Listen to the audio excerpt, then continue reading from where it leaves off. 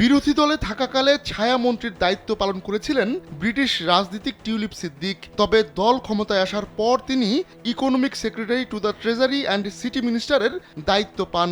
কিন্তু সেই মন্ত্রিত্বের স্বাদ বুঝি আর বেশি দিন পাচ্ছেন না টিউলিপ। বাংলাদেশে তার খালা সাবেক প্রধানমন্ত্রী শেখ হাসিনা সরকারের পতন ও পলায়নের পর ব্রিটেনে টিউলিপেরও কপাল পুড়েছে। রূপপুর পারমাণবিক বিদ্যুৎ কেন্দ্রে দুর্নীতির সঙ্গে জড়িয়েছে তার নামও। এরপর থেকেই একের পর এক কেলেঙ্কারির খবর বেরিয়ে আসতে শুরু করে। বিশেষ করে লন্ডনে বিনামূল্যের 10 কোটি টাকার ফ্ল্যাট এখন টিউলিপের অ্যাকিলিস হিলস হয়ে উঠেছে। এসব ঘটনায় যুক্তরাজ্যের সিটি মিনিস্টার টিউলিপের ওপর পদত্যাগের চাপ বাড়ছে।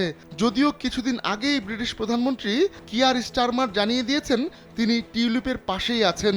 তবে কয়েকটি সূত্রের বরাত দিয়ে দ্য টাইমস বলছে, এবার ব্যাংকও আপনার হাতের মুঠোয়।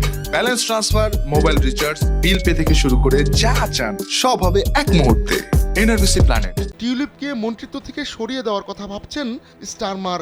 এমনকি টিউলিপের ওই পদে দায়িত্ব পালনের জন্য সম্ভাব্য ব্যক্তিদের শর্ট লিস্টও করা হয়েছে। স্টারমারের ঘনিষ্ঠ বলয়ে থাকা কয়েকজন জ্যেষ্ঠ সহযোগীকে নাকি এরই মধ্যে এ ব্যাপারে জানিয়েও দেওয়া হয়েছে।